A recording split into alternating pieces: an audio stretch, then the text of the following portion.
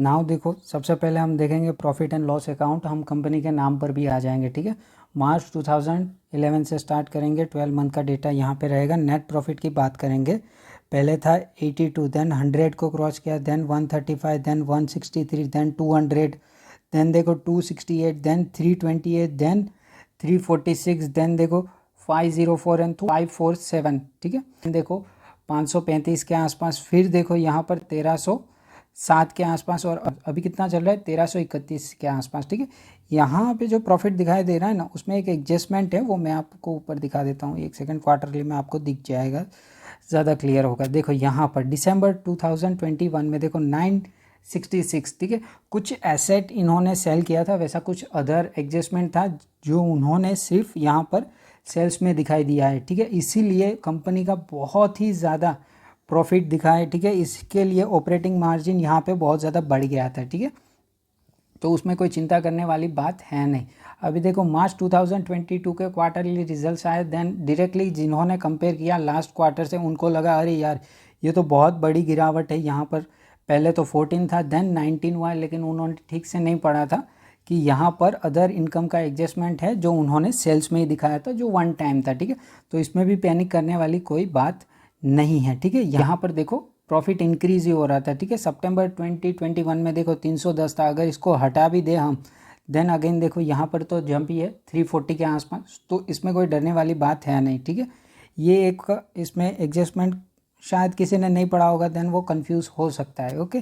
देखो 10 ईयर्स का CAGR देखो 46% के आसपास, 5 ईयर्स का देखो 32, 3 ईयर्स का देखो 29, अभी तो डाउन ही चल रहा है, 5% के आसपास यहाँ पर गिरावट दिखाई दे रही है। एक्चुअल में ज़्यादा है, वो भी देख लेंगे कि कितनी ज़्यादा है, ओके। नाउ देखो यहाँ पर शेयर होल्डिंग पैटर्न्स देख रहे हैं, ठीक है। प्रमोटर्स के पास देखो 44.19% है, FIIs के पास देखो 11.82, DII के पास आप बोल सकते हो 15% के आसपास, पब्लिक को देख लेते हैं 28.91% के आसपास, ठीक है। तो शेयर होल्डिंग पैटर्न्स भी अच्छा है, ठीक है। FII भी बहुत अच्छे है, और DIS भी इसमें अवेलेबिलिटी दिखाई दे रही है, ठीक है। उन्होंने भी माल को परचेस करके रखा हुआ है। नाउ देखो बैलेंस शीट देख लेते हैं, ठीक है। यहाँ पर एक सेकेंड, यस, देखो जिस कंपनी की बात कर रहा हूँ ना, उसका नाम है आरती इंडस्ट्रीज, ठीक है। केमिकल सेक्टर में बहुत ही वेल नोन अच्छा खासा नाम है। यहाँ पर देखो रिजर्व्स एंड सरप्लस, देखो पहले कितना था 1500 के आसपास, देन देखो 2586 के आसपास, ठीक है। देन देखो कितना हुआ 2891, देन 3400 के आसपास, देन 5733। तो यहाँ पर continuously reserves and surplus increase कर रहे हैं। अब रिजर्व्स एंड सरप्लस कहाँ से निकल के आता है? प्रॉफिट एंड लॉस अकाउंट से, ठीक है। प्रॉफिट होगा कंपनी का तो रिजर्व्स इसकी बढ़ेगी, ओके। नाउ देखो लॉन्ग टर्म बोराइंग्स है या नहीं वो भी देख लेते हैं। यहाँ पर देखो लॉन्ग टर्म बोराइंग्स यहाँ पे 900, फिर 800, देन 580, देन देखो यहाँ पर इंक्रीज हो गया लॉन्ग टर्म बोराइंग 1270 के आसपास, एंड देखो कितना है अभी 930, ठीक है। यहाँ पर कम हुआ है। देखो लॉन्ग टर्म बोराइंग्स बढ़ रहे हैं, ठीक है, उसमें या फिर घट रहे हैं, उसमें बहुत ही ज़्यादा इम्पैक्ट नहीं होता है। हमें देखना होता है कि देखो लॉन्ग टर्म बोराइंग्स अगर बढ़ रहे हैं तो हमें देखना होता है कि कंपनी का प्रॉफिट भी बढ़ना चाहिए।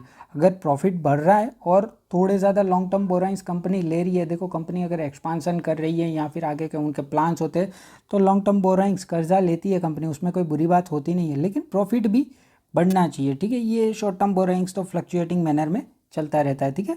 1287 के आसपास है, ठीक है। नाउ देखो कैश एंड कैश इक्विवेलेंट्स भी अभी देख लेते हैं हम कि कितना इस कंपनी का अवेलेबल है यहाँ पर, ओके। ये रहा कैश एंड कैश इक्विवेलेंट्स, देखो 256 के आसपास कैश एंड कैश इक्विवेलेंट्स भी है। नो डाउट कंपनी के ऊपर कर्जा भी है, ऐसा नहीं है कि कर्जा नहीं है यहाँ पर, ओके। नाउ देखो अभी हम डायरेक्टली कंपनी के चार्ट पैटर्न पर भी आ जाते हैं, ठीक है। मैं बात कर रहा हूँ यहाँ पर आरती इंडस्ट्रीज़ की, एक सेकंड मैं स्क्रीन एडजस्ट कर रहा था, ओके। आरती इंडस्ट्रीज देखो कितना चल रहा है अभी 862 के आसपास है, 1% अभी भी डाउन चल रहा है। 1 ईयर की बात कर लो, देखो यहाँ पर 5.82% के नेगेटिव रिटर्न्स दिखाई दे रहे हैं। 5 ईयर्स की बात कर लो, देखो यहाँ पर 303% के आसपास यहाँ पर रिटर्न्स अवेलेबल दिखाई दे रहे हैं, ठीक है। और ये कंपनी अभी भी अपने हाई से 26% के आसपास डाउन चल रही है। ये देखो उसका हाई कितना है 1168 है, और कंपनी कितना चल रहा है 682 के आसपास। अच्छी खासी कंपनी है, 26% के आसपास डाउन मिल रही है। देखो मेन इंपॉर्टेंट बात जो कह रहा हूँ ना, वो अभी आप ध्यान से सुनो, यहाँ से लेके यहाँ तक कंपनी जो गिरी है ना वो बहुत छोटे छोटे करेक्शन, ये देखो कोविड का डिप है, आप एक बार निफ्टी 50 के इंडेक्स में देख लेना कोविड का डिप कितना बड़ा था।